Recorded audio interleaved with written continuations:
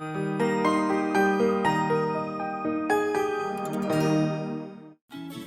everyone, this is Shokora Zouheikyoku aka chocomint, and welcome back to our Let's Play of Under Maintenance.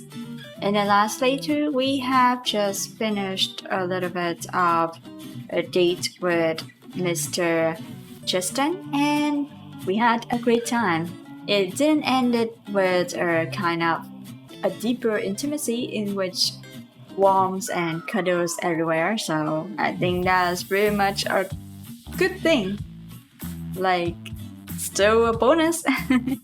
Anyway, we will continue to check what will happen next in our date, what will happen next for the next day. Let's go.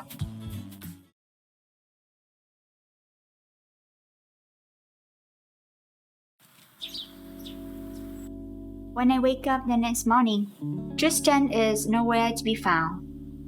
Huh? Did he really bail just like that? I searched my place from top to bottom, but the somewhat spacey man with the sombre green eyes had suddenly up and vanished. I checked my phone, but there's no messages from him either. He didn't seem like the type to ghost a girl, but there's really no sign of him. Just a fling.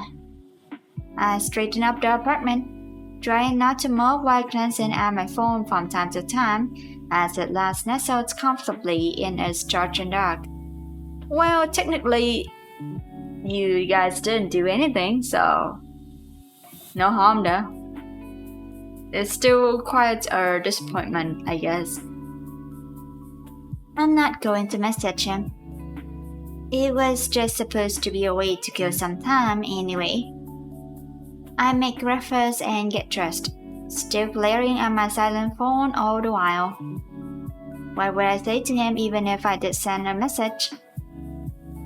What if you missed your chance? What if we were something special? Why did you go without even saying goodbye? Couldn't even leave a note? I thought maybe we had something. A spark, like a little zap. I'm not that desperate. Am I? You know, this is exactly why I stick to husbandos. They never pull this kind of crap.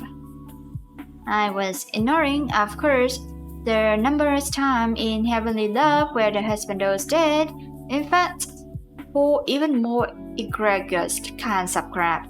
But they're not real, they're 2D husbandos, so they shouldn't hurt my feelings too much. Well, the thing they hurt is definitely the protagonist's feelings. But if I don't project myself into the protagonist too much, then it'll be fine. Repeatedly. Nevertheless, with my dating life apparently back in the freezer once again, I retrieved my phone from the charger to check and see if yesterday's extended maintenance has ended. It has to be done by now, right? I tapped through the screens and tried to load up the game when, inevitably, the whole phone crashes. Can a girl catch a break? I force it to restart and it hangs on the Bear logo. And hangs. And hangs. Restart? No, it's still not working. After trying for a while to revive it with no success, I'm finally forced to admit defeat. I'll have to take it to the bear store.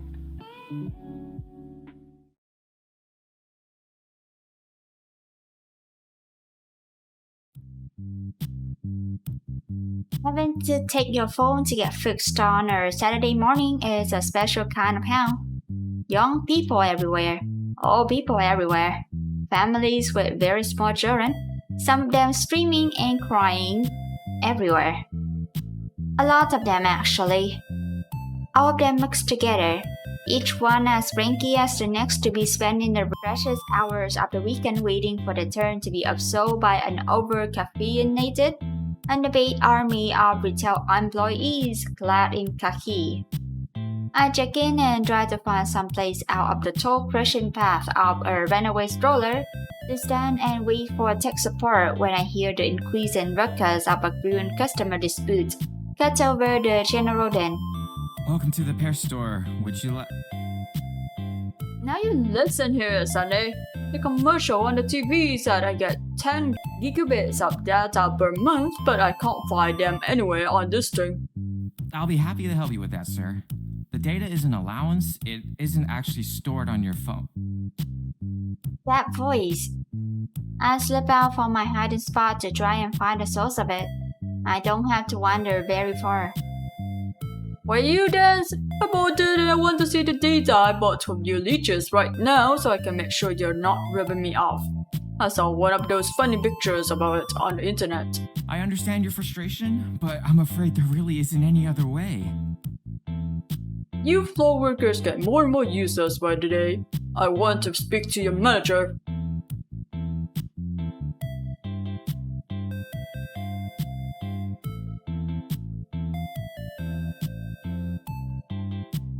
I rub my eyes to make sure I'm not seeing things, but it's still Tristan standing there being drilled out by a particularly obstinate customer. Tristan's cranky customer wants the manager. What should I do? Throw him under the bus or help him out like a heroine? Even though I'm a little bummed out by him ghosting me, as a fellow retail worker, I can't leave him to be torn apart by a crotchety, self-entitled customer. The customer is definitely not always right. I stroll over to web Tristan and the misunderstanding, slipping into the customer service persona I use at work. I set my face into the biggest smile, the pitch of my voice rising at least 2 octaves as I call out to them. Hi, good morning, I'm the manager. I hear somebody asking for me. Tristan's eyes go wide as saucers as he looks from me to the customer and back to me, but he doesn't call my bluff. Oh, hey, boss. Well, you see here, I've been trying to tell your associates here that I want to see my data gigabits. Now I want this straight, right? Or else I'll have to take my business elsewhere. And I'll give you a bad review on the phone survey too. No, let's not be hasty. I understand that we haven't met your expectations today, and I hear you. It's very embarrassing, but I have to admit this is all my fault. Tristan is a new employee, and I'm afraid I haven't had time to train him on the data storage display feature. Oh. I did finish the rest of the training manual though. And you're doing a great job. But now that I'm here, we can all go over it together. Sound good? Alright. The customer gives Tristan his phone and I show him how to unlock the phone storage display, giving him the directions for how to navigate to the phone's overall storage. And finally, click storage. So... It says here that you have the 102 gigabytes of available data storage on your phone. He turns around the phone to show him the screen, his light completely truthful. Oh, no, that's more like it. Well, what else do I get for my trouble? We'll mail you a coupon for 20% off for your next visit. If it doesn't come in a month, come back and ask for me, the manager. Thanks for visiting the best store. Apparently mollified, the cantankerous customer shuffles out to find his next unsuspecting service employee to terrorize, leaving me alone with Tristan. So... we... meet again. Yeah, hi, again. Yeah, hi, again. I'm having some trouble with my phone. It's stuck on the boot screen. Can you help me? He stretches the back of his neck, a little confused. You're not going to chew me out about last night? I look around the crowded store, observing a little boy stick his finger up his nose and wipe the evidence on the display for the Bluetooth headsets. Nope, I'm good on that for right now. Clearly you're really busy and we were just having some fun. You don't owe me anything. I really just want to get my phone fixed. Can you fix it, please? Yes. Yeah, I can do that. I think. Let me see it, please. Tristan takes my phone and starts troubleshooting. First, I'm going to try a hard restart. Yeah, restart, update, bubble flux. Already tried the basics. I tried that 3 times. I tried to power cycle it and plugging it in directly to the wall with 2 different cables. None of it worked. Wow, you really know your stuff? I know how to use roost as such. But I think I see what your problem is. He rummages through his pockets and fishes out a pin. Sometimes on the newer models, the power buttons have a tendency to shift out of their housing and get stuck in a permanent on position. Did you restart your phone this morning? He carries up their conversation as he takes the thin arm on the cap and carefully slots it into the space between the power button and the phone housing, not taking his eyes from it. Yeah, I did. Officially, I'm supposed to send these kinds of phones out for repair. Costs $150, but... But why do that when you can use a pin and push it back into place yourself? Tristan buckets the writing utensil and waits as my phone finishes its normal boot cycle. Oh, better. Thanks. Really? Wow, Tristan. Thank you so much. You're my hero. Just doing my job. Except, not at all. He hands the phone back to me.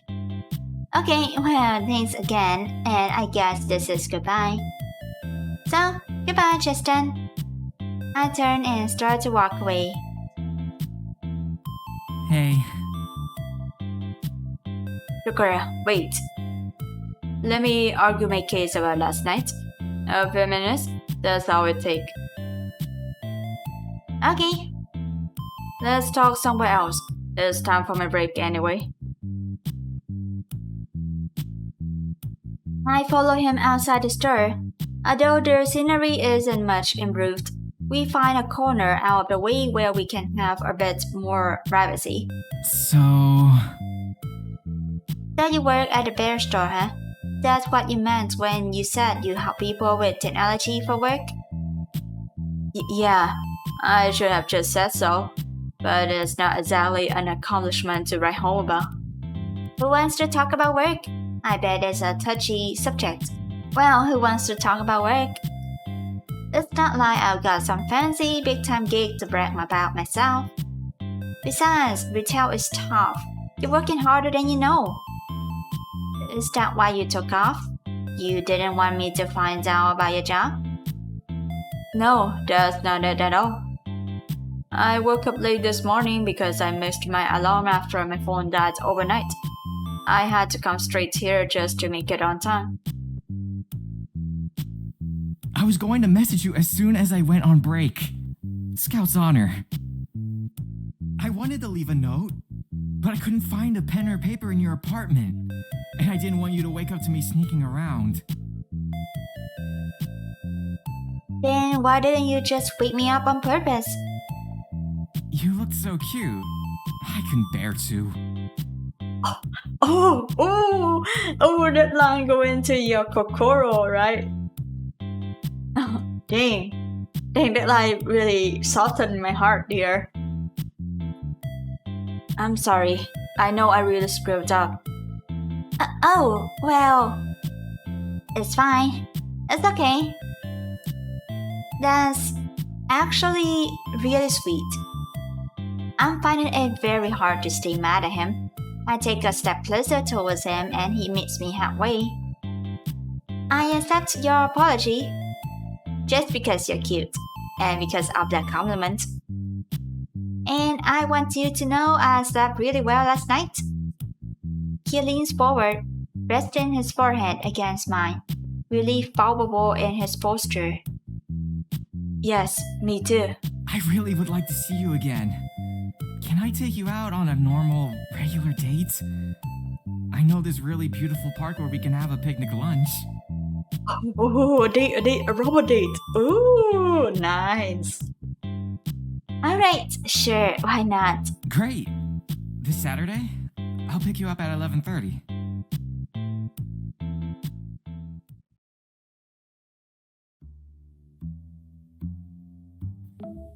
Hey, are you dead?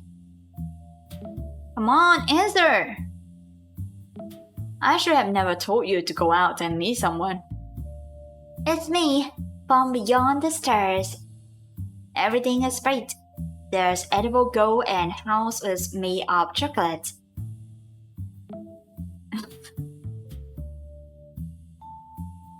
You had me worried. Sorry, my morning was chaotic. Remember that guy, Tristan? Yes, that's why I was worried. Well, he left me in the middle of the night. What the F? To make matters worse, when I woke up this morning, my phone was completely bricked. What? Okay, so you got it fixed? When I hear the craziest part, I found Tristan at the bear store. He works there. Oh. Law, you got ghosted for a job. I mean, yeah, but I understand. Plus, it seems like an awful job. They'll probably fire him for being a minute late. You're empathizing with him. Of course, nothing is worse than rude customers. I was a little irritated, but I understood. We talked over the misunderstanding too. Yeah, sometimes retail works really sucks. I don't have experience about it, but I do hear people talking about it, about rude customers. Sometimes the employees is rude too, but sometimes the customer is not right too. So He'll be taking me on a date to a park. yeah, that's romantic. Have fun and keep me updated. Tristan, Chapter 4. In the blink of an eye, a whole week passes by. I survived the 2 double shifts and 1 double coupon cell disaster before it's finally time for my Saturday picnic date with Tristan. Hey! Hi, Tristan. Hi, you look really nice today. Thanks, you too. Are you ready to go? Yep. We stand on the sidewalk, leaning at each other in the warm, brilliant sunshine for a long while. Until we're finally jolted back to reality by the abrupt honking of a car horn in the distance. Oh, so should I order a hyper or? No, we have a ride. A car. I have one. He waves in the direction of a handful of cars parked on the street behind us. A sleek, modern electric car, your standard, average, middle of the road meat and potatoes, regular sedans, and an ancient faucet tank of a vehicle. An Edison electric? Cool. Don't want to ride in that clunker. Which car is yours? Then lead the way. Yeah, okay. This way. He takes me over to the big, boxy utility vehicle. It's showing his age, but it has an undeniable vintage charm. They definitely don't make them like this anymore. Yes! Don't worry, I took care of the most of the safety records. Wait, what? Tristan holds open the door for me as I hop in.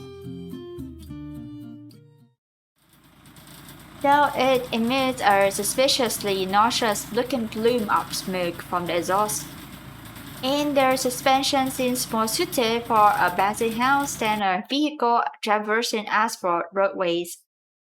Tristan car makes the short trip to the nearby park without incident. Thank goodness.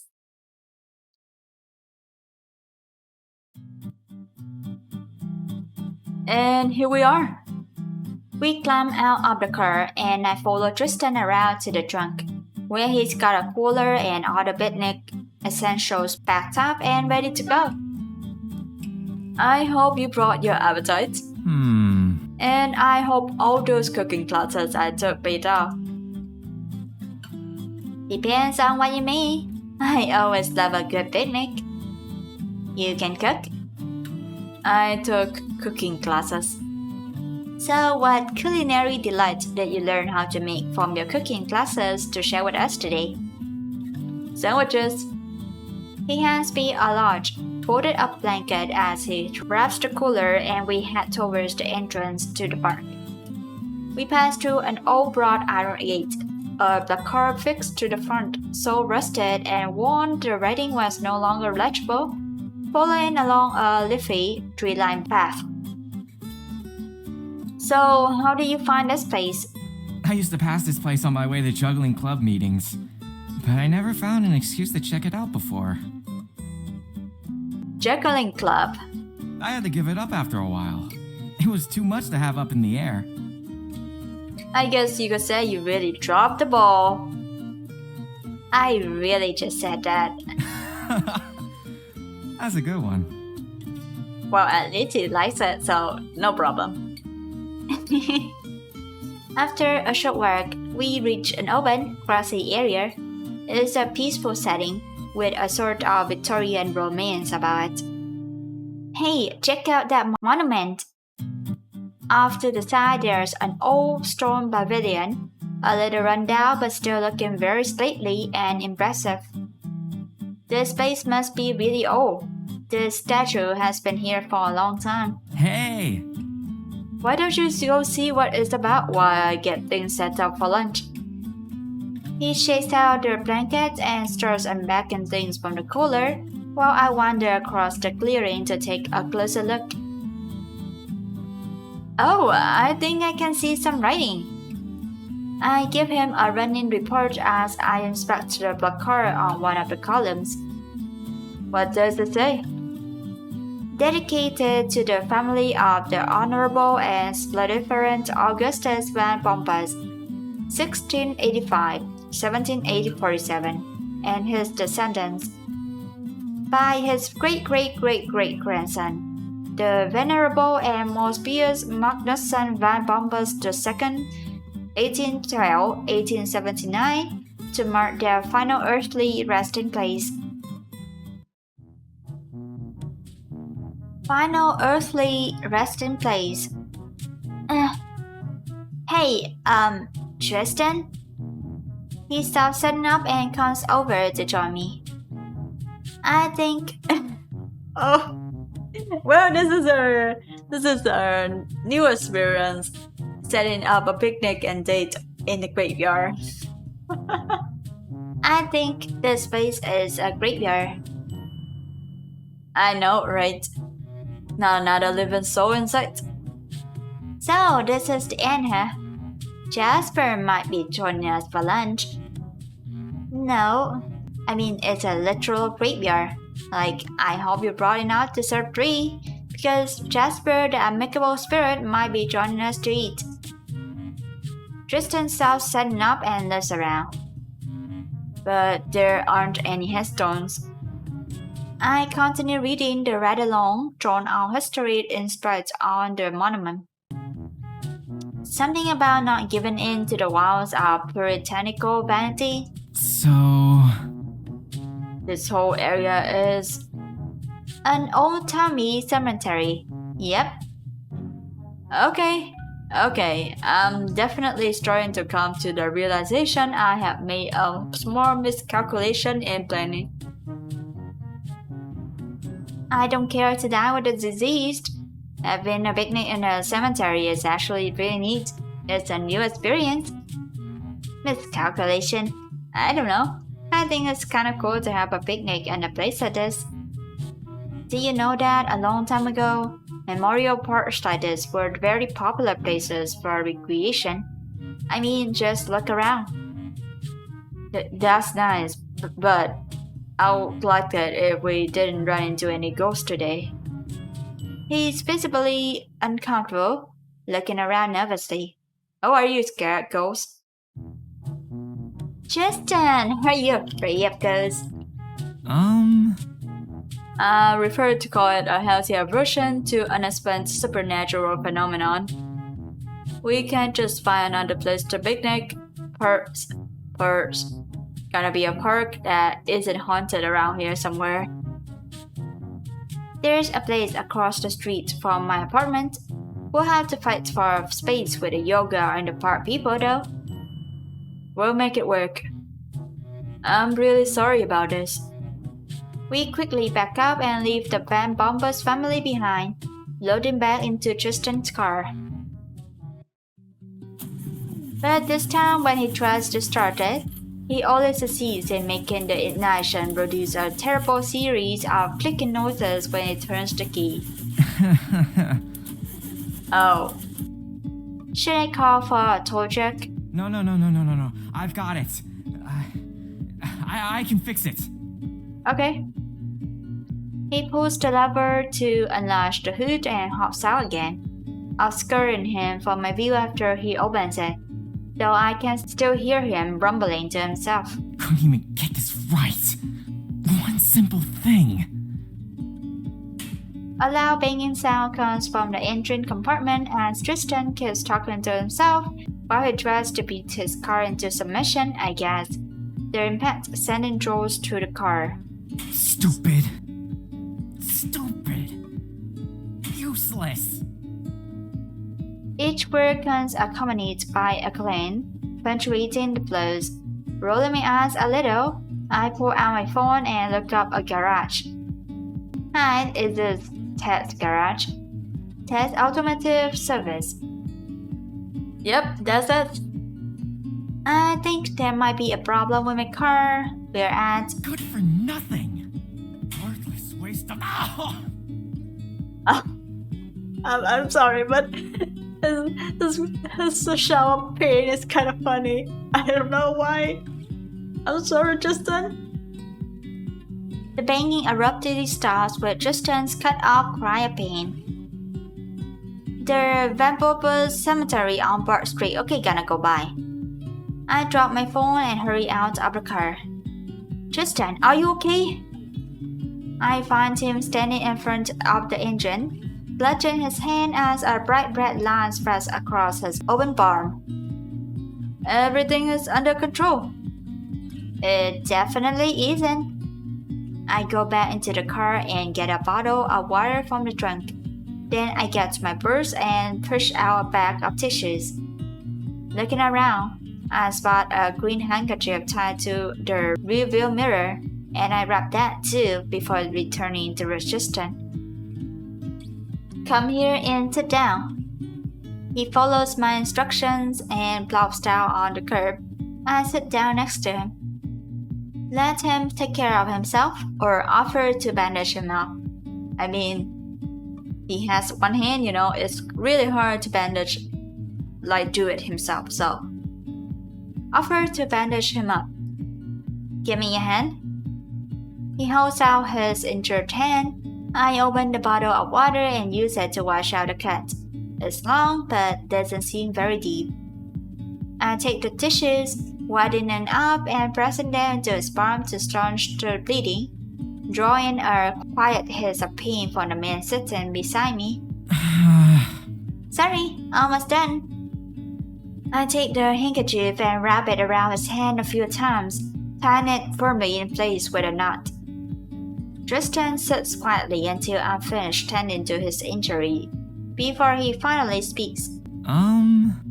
Thanks for taking care of me, but I don't have anything to offer you, Huh? What are you talking about? For today, for a week ago, any of it. I'm just an associate at the bear store. Before that, it was a burger joint. Before that, I sold flood insurance door to door. Flood insurance. The biggest body of water in this town barely qualifies as a bond. I don't know what I'm doing. I don't know where I'm going. It looks like I can't even go anywhere anymore. So, I don't have anything to offer you. I wasn't good enough to hold things together in my first marriage, and I can't quantify much that's really changed since then. I'm stuck, figuratively and literally. You shouldn't be wasting your time with me. I like a project where two birds of a feather. He looks total defeated, shoulders slumped as he sits hunched over on the cup, not making eye contact. I take his bandaged hand between my own, fussing with the corners of the handkerchief. Do you know who I am? Shokora. Well, yes, but more importantly, you're talking to the temporary manager of the DOE company, and there's nothing that screams career success and stability like having the non-permanent part right in your job title. And that means I don't know what I'm doing or where I'm going either. He looks up at me.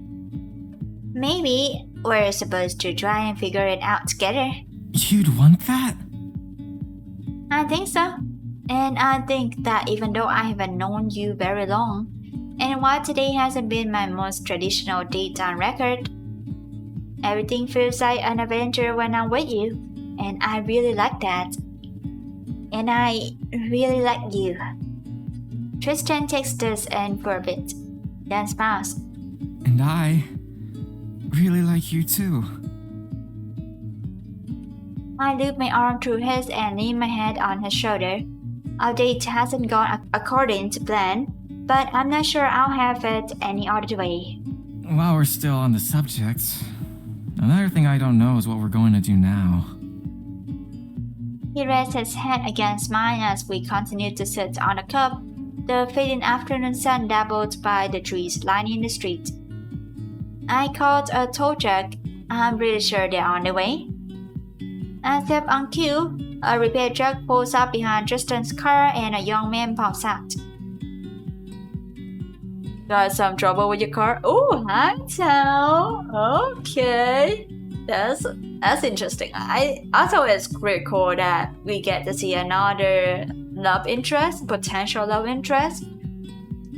Even though it's just light interaction, but he's there, dangling his face at us, tempting us to do the route later on. Tristan helps me up on the ground with his good hand. Not just the car. That's a good place to start.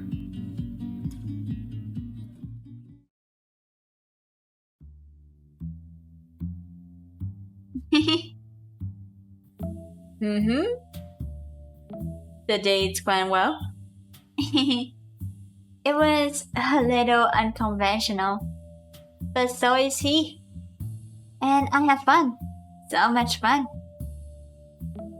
Good. So, are you two a thing or? Absolutely. We'll be going on another date. He's charming. And lost, like me. Shokora! It's true and you know it. But now, maybe we have a chance to find ourselves together.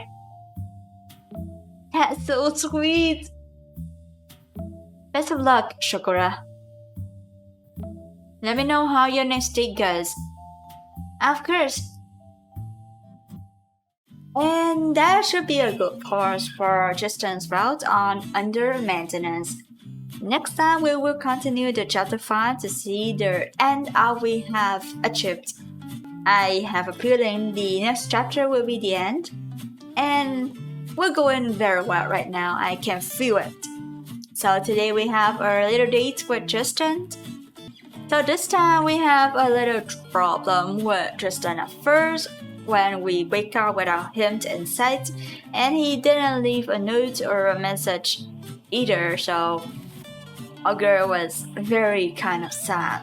But then a crazy thing happened. It's just like fate. We met him at the bear store. And so the misunderstanding was explained and we gave him another chance.